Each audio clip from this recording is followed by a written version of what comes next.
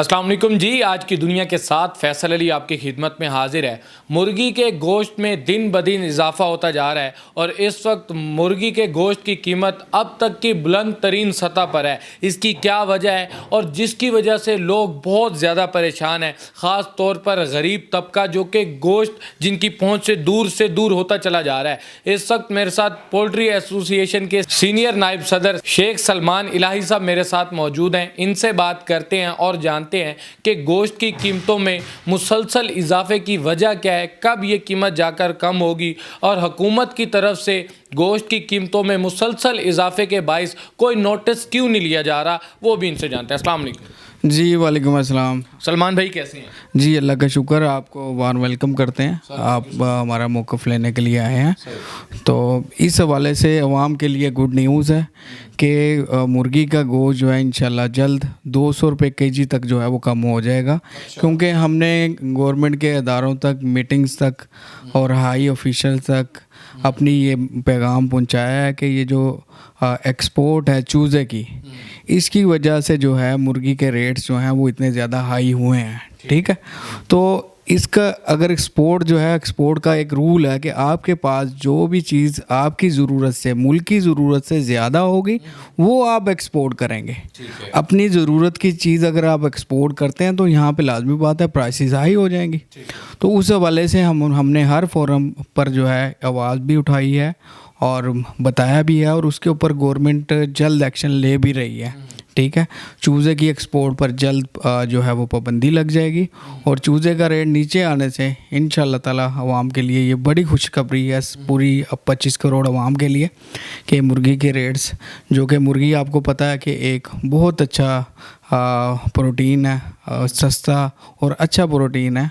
वो इंशाल्लाह ताला 200 रुपये केजी तक जो है वो कमी वाक़ होगी इंशाल्लाह। आपने कहा कि प्रोटीन का एक बड़ा अच्छा रिसोर्स है ये जो मुर्गी का गोश्त है। इस हवाले से मैं बाद में बात करूंगा, इसको भी ज़रा डीपली ले चलते हैं। मुझे ये बताइएगा वजह क्या है कि दिन ब दिन मुर्गी का गोश्त जो है वो उसकी प्राइजेस बढ़ती चली जा रही हैं और थमने का नाम नहीं ले रही हैं, आखिर बेसिक रीज़न क्या है?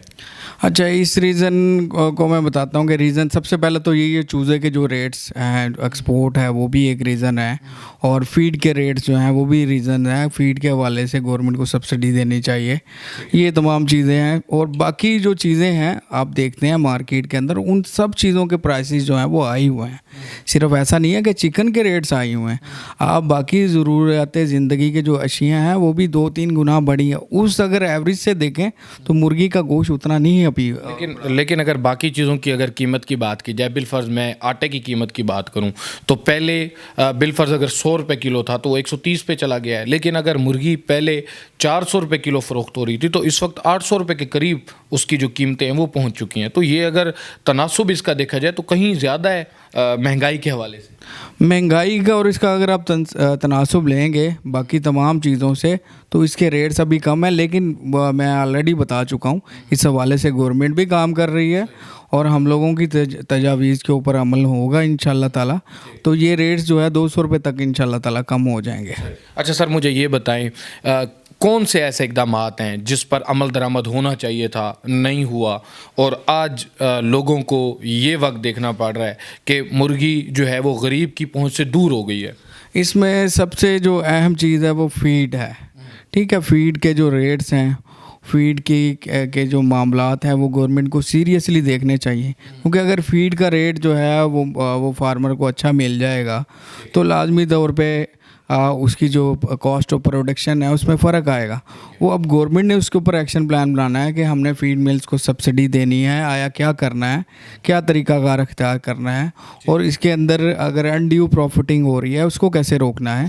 तो अगर हुकूमत की तरफ से ये तमाम इकदाम नहीं लिए जाते, इन इकदाम पर अमल दरामद नहीं होता, तो क्या समझते हैं मज़ीद बढ़ने के भी चांसेस हैं? जी बिल्कुल, लाजमी बात है कि अगर एक मिसाल में इन चीज़ों के ऊपर गवर्नमेंट एक्शन नहीं लेती है, इन चीज़ों को सीरियसली नहीं देखती है तो ये मामलात रेट्स हाई होंगे। देखें पिछले दिनों आपने सुना होगा सोयाबीन के ऊपर जो है वो पाबंदी लग गई। ठीक है, उस पाबंदी की वजह से आज हमें ये दिन देखना पड़ रहे हैं। ठीक है, अगर वो पाबंदी ना लगती अब उस पाबंदी से क्या हुआ, आप लोगों ने एक बहुत बड़ी अफवाह सुनी होगी कि ये जो मुर्गी है इसका माँ पियो ही कोई नहीं है, इसके तो माँ बाप ही नहीं है, यही सुनते आए हैं ना हम। तो मैंने भी आज से 10-12 साल पहले जब काम शुरू किया था तो मुझे भी ग्राहकों ने आके अवाम ने बताया कि यार ये जो ब्रायलर मुर्गी है इसका तो माँ बाप ही नहीं है। तो जब ये आज से तकरीबन 1.5-2 साल पहले सोयाबीन का इशू बना तब मुझे पता लगा 12 साल बाद जाके कि इनके माँ बाप होते हैं और सोयाबीन ना आने की वजह से इनके माँ बाप की ज़िंदगी ख़तरे में है। इनके जो है ग्रैंड पेरेंट भी होते हैं, इनके ग्रैंड पेरेंट, इनके पेरेंट्स जो है सोयाबीन ना आने की वजह से, इंपोर्ट बंद होने की वजह से उनकी ज़िंदगी ख़तरे में है। तो वो मुझे तब पता लगा कि ये अफवाहें थी, इनके माँ बाप भी होते हैं, इनके बाप दादा भी होते हैं और सोयाबीन ना आने की वजह से उनकी ज़िंदगी ख़तरे में पड़ गई है। और वो ख़तरे में आती है उसके बाद वो लोग मतलब वो जो उनके पेरेंट्स ब्रायलर के और ग्रैंड पेरेंट वो कम हुए, उसकी कमी की वजह से, ठीक है, उनको लाजमी बात है वो उनके फ्लॉक ख़त्म हो गए। तो उस कमी की वजह से आज हमें प्राइसेस में इतना ज़्यादा जो है देख रहे हैं कि बहुत ज़्यादा हो गया। उसकी वजह से क्या हुआ, मार्केट के अंदर जो है वो चूज़ा है और उसकी शॉर्टेज हुई, उसकी शॉर्टेज की वजह से चूज़े के रेट्स हाई हो गए। अच्छा शेख साहब, मुझे ये बताइएगा, अगर बात करें आज से 2 माह पहले की गोश्त की कीमत की और अब इस वक्त जो गोश्त की कीमत है, कितना फ़र्क आया था? ऑलमोस्ट 150 के करीब जो है। तो ये पहले भी कभी ऐसा हुआ है कि 150 जैसा यानी इतना बड़ा इजाफा मुर्गी के गोश्त की कीमत में हुआ हो? जी ये पहली दफ़ा ही हुआ है, ठीक है। उसकी रीज़न जो है वो हमने तमाम गवर्नमेंट को बताई है, उसके ऊपर जो है एक्शन भी लिया जा रहा है और इंशाल्लाह ताला जल्द ये मामला सॉल्व हो जाएंगे। तो आपने देखा है इसमें मुर्गी के गोश्त में या उसकी सेल में कहीं ना कहीं कमी आई हो? जी सबसे पहले जो रेट का जो इम्पैक्ट आता है वो सेल पर ही आता है। लाज़मी बात है, रेट हाई होंगे, हमारी परचेजिंग पावर जो है पाकिस्तानियों की वो पहले ही कम है, ठीक है। तो हम लोग पेट्रोल में फंसे हुए हैं, कहीं आटे, घी, चीनी, दालों में। तो वो चिकन की तरफ जब तक आते हैं तो वो फिर उसका रेट भी हाई हो तो फिर लाज़मी बात है लोग अल्टरनेट्स की तरफ जाते हैं। अच्छा मुझे ये बताइएगा, आपने जिक्र किया कि ये बड़ा एक रिसोर्स है प्रोटीन का, तो इस हवाले से बताएं कि सोशल मीडिया पर बेशुमार ख़बरें गर्दिश करती हैं जिसमें बाकायदा ये बताया जाता है कि ये बीमारी है, इससे कैंसर फैलता है और इस किस्म की जो बीमारियां हैं वो फैलती हैं, जिल्द के अमराज इसमें मुब्तला होते हैं और बहुत सारे, और कुछ लोगों के नज़दीक कुछ ऐसे भी यानी लोग हैं जिनके नज़दीक मुर्गी खाने से आपकी ज़िंदगी में यानी कम हो जाती है ज़िंदगी, आप मौत के करीब से करीब तर हो जाते हैं। देखें अफवाहें तो अफवाहें हैं, देखें हम क्या कर रहे हैं एज ए अशरफुल मखलूक़ात कि हम एक 40 दिन के बच्चे को, चिकन को जिसे ब्रायलर कहते हैं, उसको हम उस पर सबसे पहला इल्ज़ाम या तोहमत लगा रहे हैं कि यार इसका तो माँ बाप ही नहीं होता, ठीक है। हालांकि हकीकत इससे बरअक्स है, इसका माँ बाप भी होते हैं, इसके ग्रैंड पेरेंट्स भी होते हैं, ग्रैंड पेरेंट्स भी होते हैं, ठीक है। यहाँ तक बात समझ में आ गई।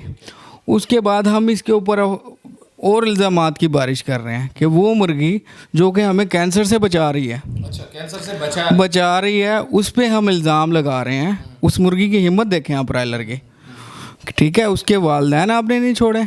फिर उसके बाद दूसरा उस पर इल्ज़ाम लगाया कि जी ये मुर्गी कैंसर करती है, वो आपको कैंसर से बचा रही है। अच्छा, जो मुर्गी है ये विटामिन और मिनरल्स का ख़जाना है। अच्छा, ये सुनने में ना बड़ा मुख्तलिफ लग रहा है मुझे कि ये कैंसर से बचा रही है, जबकि मैंने इसके बरक्स ही पढ़ा या देखा है जगह जगह पे कि ये कैंसर की वजह बन रही है। ये मुर्गी के अंदर ना नियासिन नामी एक विटामिन होता है जो विटामिन बी की एक किस्म है, जो कि आपको कैंसर से बचाने के लिए, महफूज करने के लिए बहुत मदद देता है। तो जो सोशल मीडिया पर खबरें गर्दिश करती हैं उसकी क्या वजह है? क्यों आखिर लोग बाकायदा तौर पर मशहूर कर देते हैं कि जी इसके अंदर ये बीमारी भी है, ये बीमारी भी है, ये बीमारी, इसकी वजह क्या है? ये वजह मैं यही बता रहा हूँ ना, अफवाहें, इल्ज़ामात।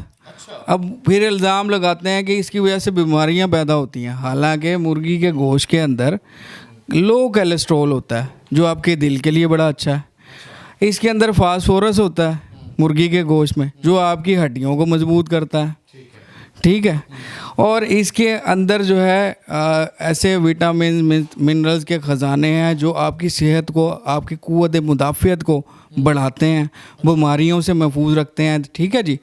तो आप में क़ुव्वत मुदाफ़ियत होगी, आप इन्फेक्शन से बचेंगे, बीमारी से बचेंगे। ये मुर्गी का गोश्त खाने से ही आपको ये तमाम चीज़ें जो है वो मिलती हैं।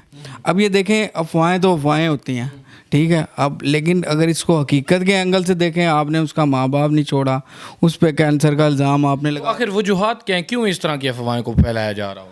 अब आपका सवाल बड़ा अच्छा है कि ये कौन लोग कर रहे हैं। ये मुल्क दुश्मन अनासर हैं जो आपके 20 लोग रोज़गार, जिनका 20 लाख लोगों का रोज़गार मुंसलिक है, वो पाकिस्तानी लोग हैं। उनके रोज़गार को डिस्टर्ब कर रहे हैं, आपके मुल्क की इकॉनमी को डिस्टर्ब कर रहे हैं, ठीक है। ये बहुत बड़ा एक मुल्क दुश्मन अनासर हैं जो नहीं चाहते कि पाकिस्तान जो है वो ग्रो करे। आपकी पोल्ट्री इंडस्ट्री हर जो है सालाना 10 से 12% ग्रोथ है इसकी, जो आपकी इकॉनमी में कंट्रीब्यूट कर रही है। देखें, अगर ये 1500 मिलियन केजी जो गोश्त है आपको इंपोर्ट करना पड़े तो उसके आपके कितने बुरे जो है नताइज आएंगे, असरात आएंगे आपकी इकॉनमी पे।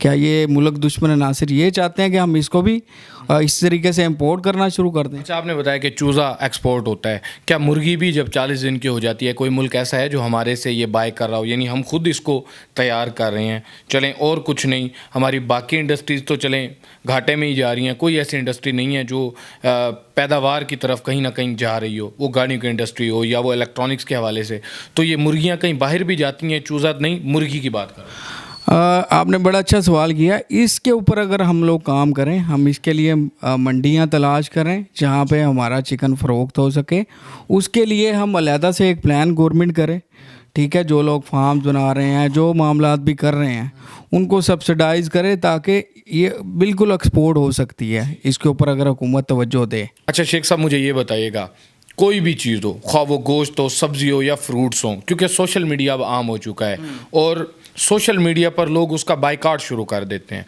तो जब लोग बाइकआउट करते हैं सोशल मीडिया के थ्रू, तो उसका कहीं ना कहीं कोई असरअंदाज होती है इंडस्ट्री आपकी?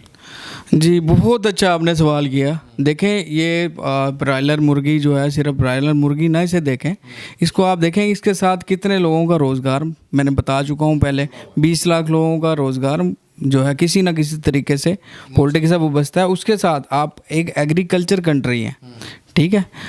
एग्रीकल्चर जो कंट्री हैं उसमें से 190 अरब रुपए के अजनास अच्छी कीमत के ऊपर पोल्ट्री इंडस्ट्री जो फीड मिल्स हैं वो ख़रीदती हैं। आपके गंदम, आपका कनोला, ठीक है, आपके अजनास जो है एग्रीकल्चर से ख़रीदते हैं। अगर आपकी पोल्ट्री इंडस्ट्री को इन अफवाहों की वजह से, इस बाइकआउट की वजह से नुकसान पहुंचेगा तो आपकी एज ए एग्रीकल्चर कंट्री वो भी डिस्टर्ब हो जाएगा।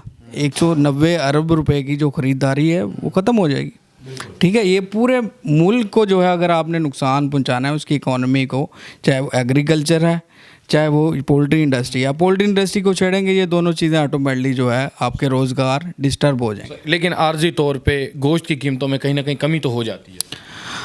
जी, वो तो डिमांड एंड सप्लाई के हवाले से जो है वक्ती तौर पे इसमें कमी देखने में आपको आएगी, लेकिन उसका जब इम्पैक्ट आप आगे देखेंगे वो कमी जो है दुगनी होकर आपको बढ़ोतरी में नज़र आएगी।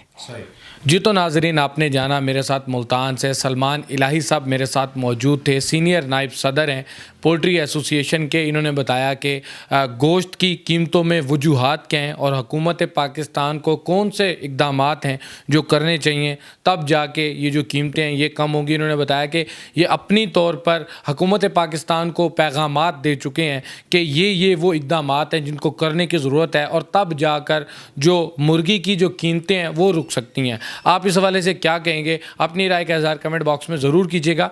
इसी के साथ अपने मेज़बान फैसल अली को दीजिए इजाज़त। अल्लाह निगहबान।